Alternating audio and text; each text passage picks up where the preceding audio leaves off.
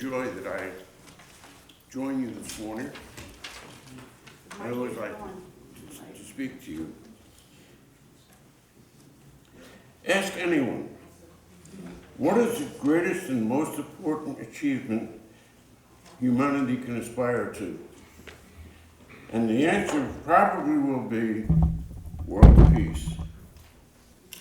We want a world that is free of bloodshed and violence of constant war.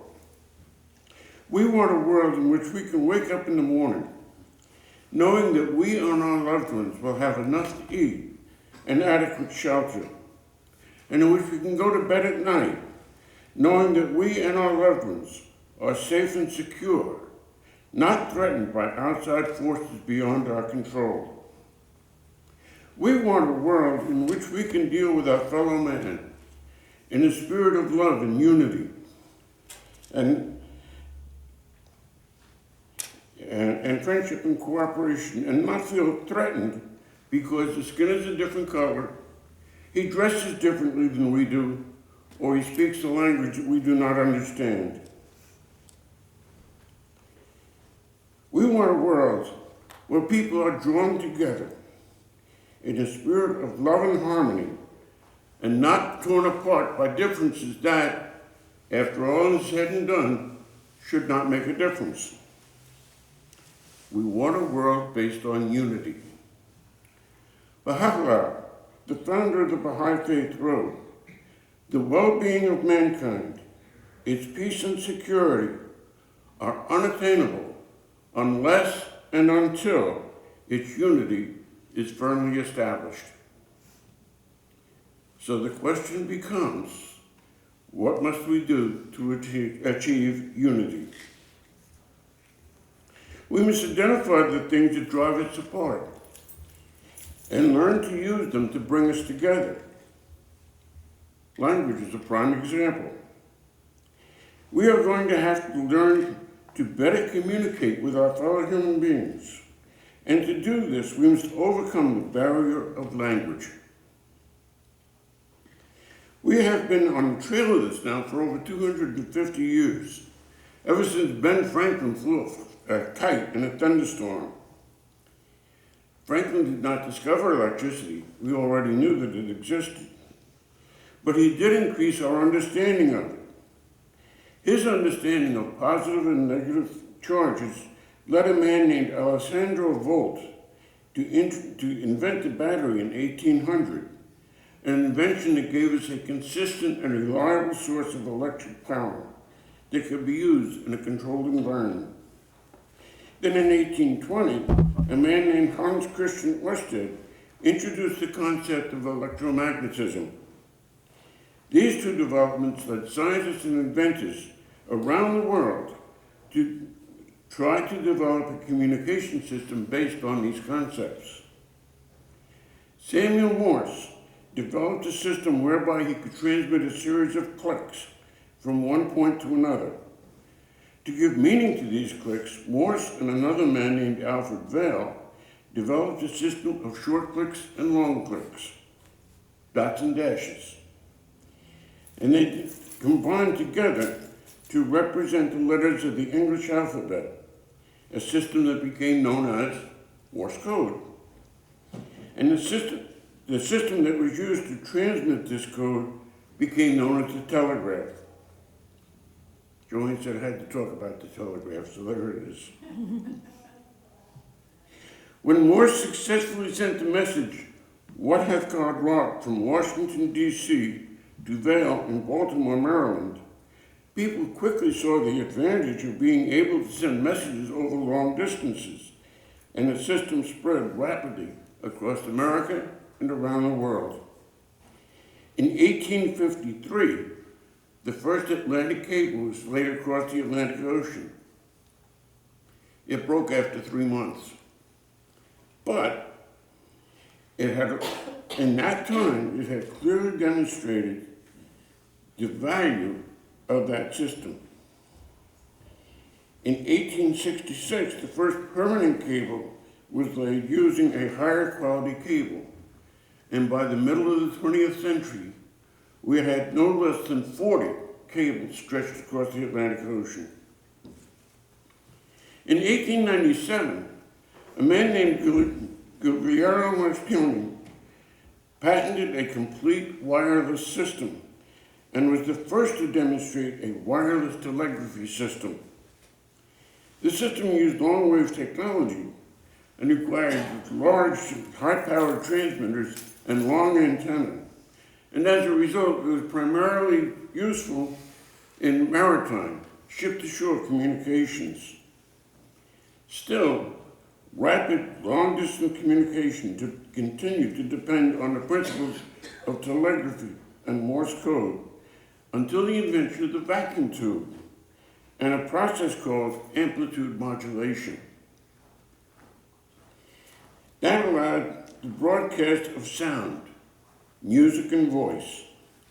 Suddenly, people were able to send messages to large groups of listeners, and all at the same time. Messages that did not stop at national borders. Red Barber, a popular sportscaster that some of you may be old enough to remember, described it this way. People who weren't around in the 20s when radio exploded can't know what it meant, this milestone for mankind. Suddenly, with radio, there was instant human communication. No longer were our homes isolated, lonely, and silent. The world came into our homes for the first time. Music came pouring in. Laughter came in. News came in. The world shrank with radio. In Europe, especially because these broadcast signals did not recognize national borders, people began to hear different languages. They began to learn to understand languages other than their own. People became less separated by language, and that particular obstacle to the unity of man began to diminish. As man began to be able to communicate with his fellow man, international commerce began to develop and grow. As it grew, man began to understand the need for a common, universal language. As international travel began to become popular, this need for a common language became even greater. As more and more people learned to understand their fellow man through the use of a common language, they are drawn together in a spirit of understanding and cooperation. We are not there yet, but we are on the trail of a common universal language, and with it, a better understanding of our fellow man. That increased understanding will in turn bring us closer to unity. Another area of division is that of race. Abdu'l-Baha, the son of Baha'u'llah, explains that this concept of race is a false concept. He wrote, "All humanity are children of God. They belong to the same family, to the same human race. There can be no multiplicity of races, since all are descendants of Adam. This signifies that racial assumption and distinction is nothing but superstition. God did not make these divisions. We are one physical race, even as we are one physical body. Because of the climatic conditions of the zones, through the passage of the ages, colors have become different. In the torrid zone, on account of the intensity of the effect of the sun throughout the ages, the black race appeared. In the frigid zones, on account of the cold and ineffectiveness of the heat of the sun throughout the ages, the white race appeared. In the temperate zones, the yellow, brown, and red races came into existence. But in reality, mankind is one race. Because it is one race, unquestionably, there must be unity and harmony and no separation or discord. I believe Our problems with racism in this country today can be directly traced back to the days of slavery. The white population is very much aware of the way the black slaves were mistreated in the past. Now they're afraid of retaliation. And there is also the black population that would be more than happy to retaliate. This creates an atmosphere of fear and distrust on both sides of the issue. Still, there are those on both sides of the issue that want to reach out to their counterparts, that want to find peaceful, equitable solutions to the problems that exist. Even as we watch television in our homes, we see more and more portrayals of black and white working together in a spirit of cooperation and harmony. This spirit of working together brought about the election of the first black president of the United States. As it continues, I believe this spirit of cooperation and conciliation will continue to reduce the tension and friction and quiet the voices of discord and distrust on both sides. We are not there yet, but I do believe we are making progress, and we will eventually achieve our goal of racial harmony. One of the biggest obstacles to unity is, of all things, religion. The conflict between the Hindu and Islamic faiths brought about the creation of the nation of Pakistan. Jews and Arab Muslims are in a constant state of war over a patch of land that is now known as Israel. The Crusades were fought between the Christians and the Muslims over that same patch of real estate. All because one group didn't worship God the same way the other group did. Even worse are the conflicts within the various faiths.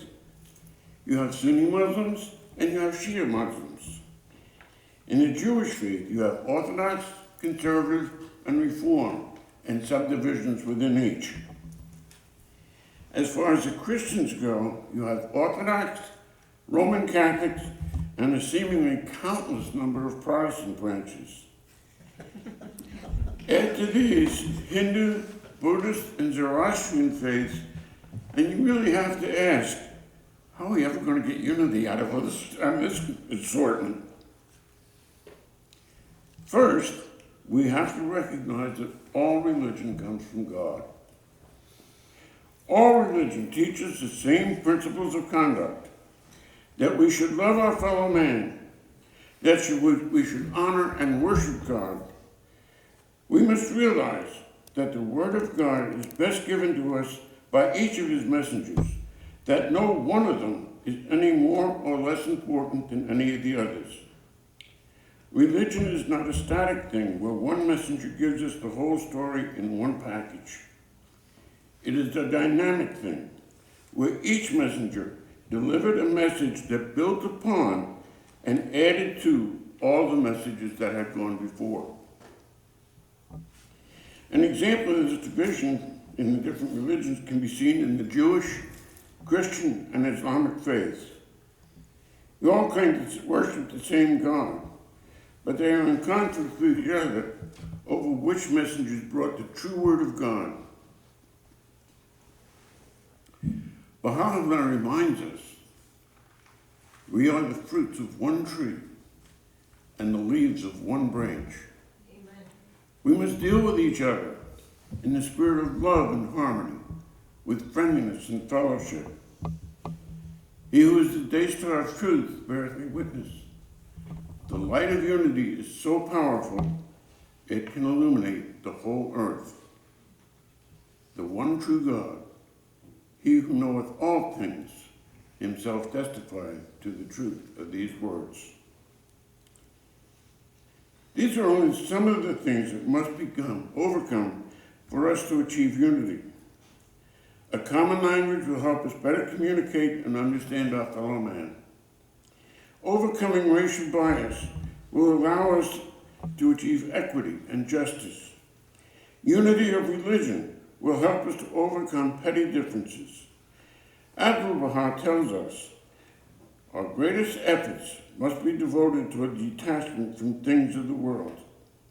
We must strive to become more spiritual, more luminous, to follow the counsel of divine teaching, to serve in the cause of unity and true equality, to be merciful, to reflect the love of the highest of all men, so that the light of the Spirit shall be apparent in all our deeds, and to that end all humanity shall be united.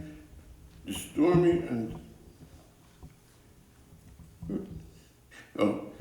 stormy sea thereby calmed, and all the rough waters disappear off the surface of the life's ocean, henceforth unruffled and peaceful.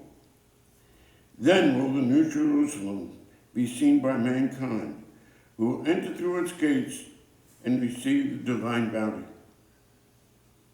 We're not there yet. But as long as we continue to make the effort, I believe we will continue to make progress. Eventually, we will succeed. We will bring unity to mankind and peace throughout the world.